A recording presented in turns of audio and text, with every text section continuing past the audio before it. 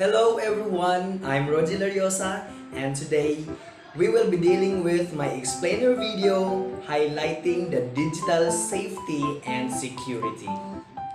Do you have problems or queries regarding your online accounts or data? Then join me and watch my video. Here are the highlights of this video. First is the concept of intrusion triangle and how the information security protection from an unauthorized access, use, disclosure, disruption, modification, and destruction. Second is the relationship and interaction of each digital safety and security terminology to information management system. Third one is the factor that disrupts the physical security and control. And the last one is the concept in preventing accidental compromise of data and on how to avoid accident in compromised data.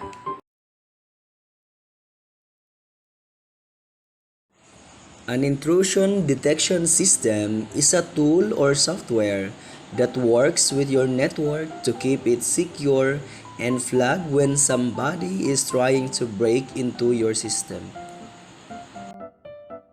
In many cases of intrusion, the attack involves flooding or overloading the network, gathering data about the network to attack it from a weak point later, or inserting information into the network to spread and gain access from inside.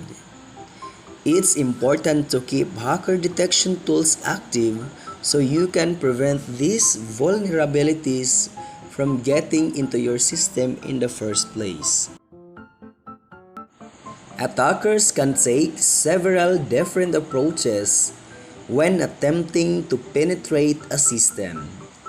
With network intruder detection software, understanding what kind of attacks can be used is critically important for setting up effective prevention. I'll go through some of the most common types of network intrusion and attack so you have a clear understanding of what a network intrusion detection system tries to prevent. Scanning attacks. One kind of attack is a scanning attack, which involves sending packets or information to the network, attempting to gather data about the network topology, open or closed ports, types of permitted traffic, active hosts on network, or what types of version of a software are running. Scanning attacks often look for open ports where viruses or malicious code can be inserted. Asymmetric routing. Asymmetric routing is when packets traveling through the network take one route to their destination, then a different route back. This is normal but unwanted network behavior, depending on how your firewalls are set up. Attackers can use asymmetric routing behaviors to send malicious packets through certain parts of your system to bypass your security setups. Buffer overflow attacks. This kind of attack attempts to penetrate sections of memory in devices on the network, replacing normal data in those memory locations with malicious data to will be executed later in an attack. Basically, a buffer section of memory can contain a character string or a large array of integers. A buffer overflow is when more data is written to the buffer that it can handle, which results in data overflowing into adjacent memory. This can cause the entire system to crash and can also create confusion and problems, hiding an attack in another part of the system. At this time, let us know the 10 most important cybersecurity terminology that everyone should know. Number 1. Cloud. A technology that allows us to access our files and or services through the internet from anywhere in the world. Technically speaking, it's a collection of computers with large storage capabilities that remotely serves requests. Number 2. Software. A set of programs that tell a computer to perform a task. These instructions are compiled into a package that users can install and use. For example, Microsoft Office is an application software. Number 3. Domain. A group of computers, printers, and devices that are interconnected and governed as a whole. For example, your computer is usually part of a domain at your workplace. Number 4. Virtual Private Network or VPN. A tool that allows the user to remain anonymous while using the internet by masking the location and encrypting traffic. Number 5. IP address. An internet version of a home address for your computer, which is identified when it communicates over a network. For example, connecting to the internet. Number 6. Exploit. A malicious application or script that can be used to take advantage of a computer's vulnerability. Number 7. Breach. The moment a hacker successfully exploits a vulnerability in a computer or device and gains access to its files and network.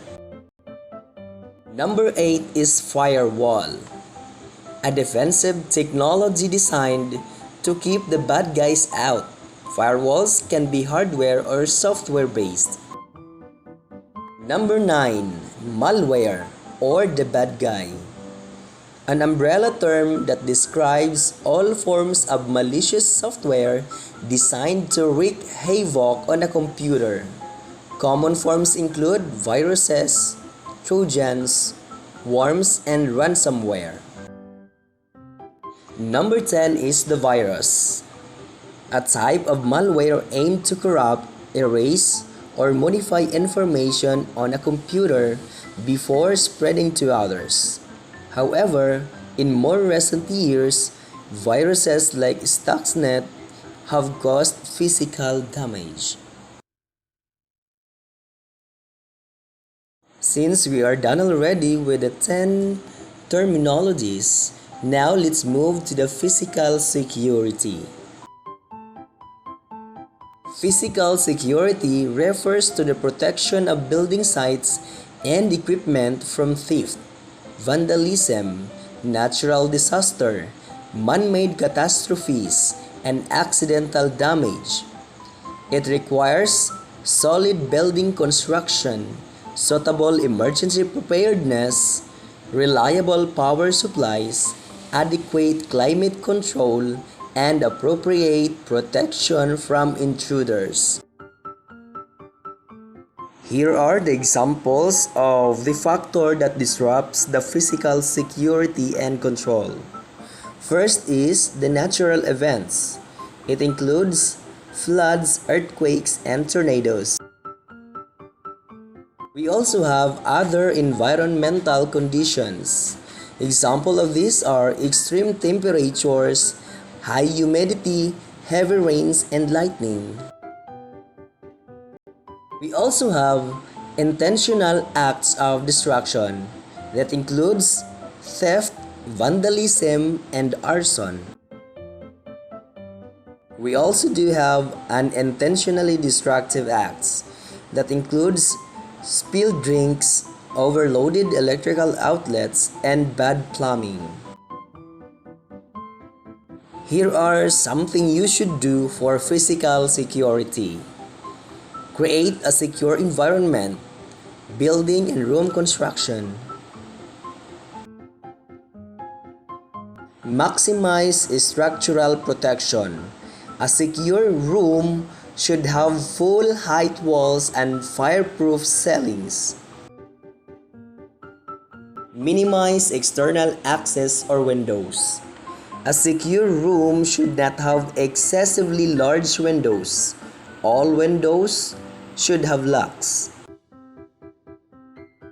Maintain locking devices responsibly.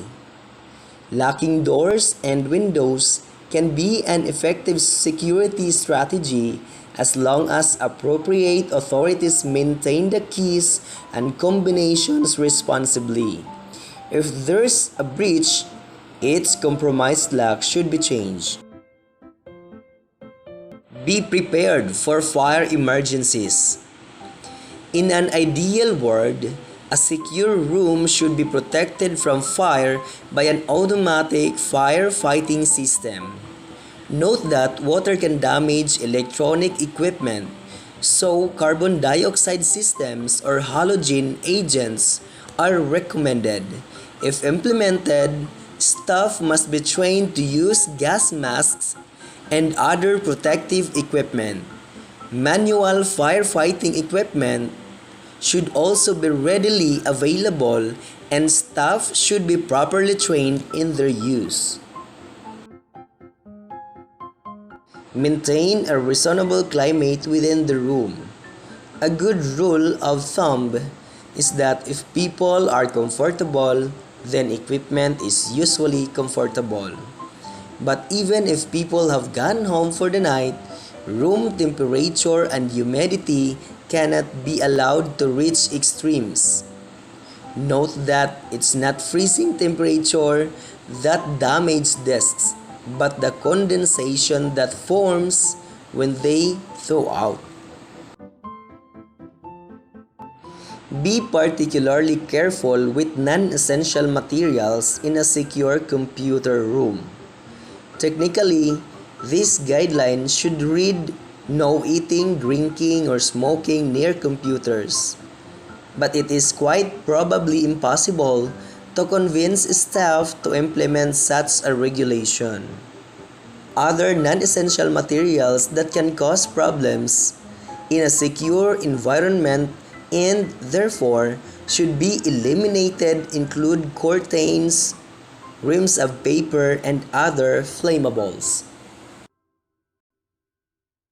Keep critical systems separate from general systems.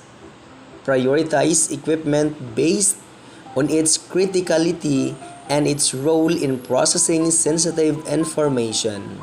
Store it in secured areas based on those priorities. House computer equipment wisely. Equipment should not be able to be seen or reached from window and door openings, nor should it be housed near radiators, heating vents, air conditioners, or other duct work. Workstations that do not routinely display sensitive information should always be stored in open, visible spaces to prevent covert use. Protect cabling, plugs, and other wires from foot traffic. Tripping over loose wires is dangerous to both personnel and equipment. Keep a record of your equipment. Maintain up-to-date logs of equipment manufacturers, models, and serial numbers in a secure location.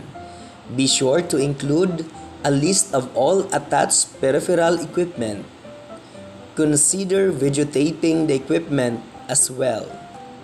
Such clear evidence of ownership can be helpful when dealing with insurance companies.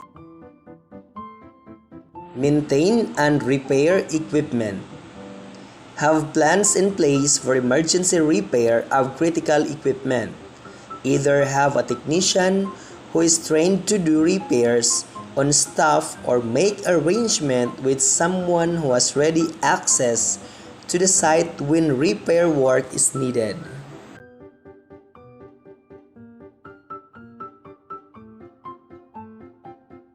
Here are some tips to help you avoid accident and compromise data.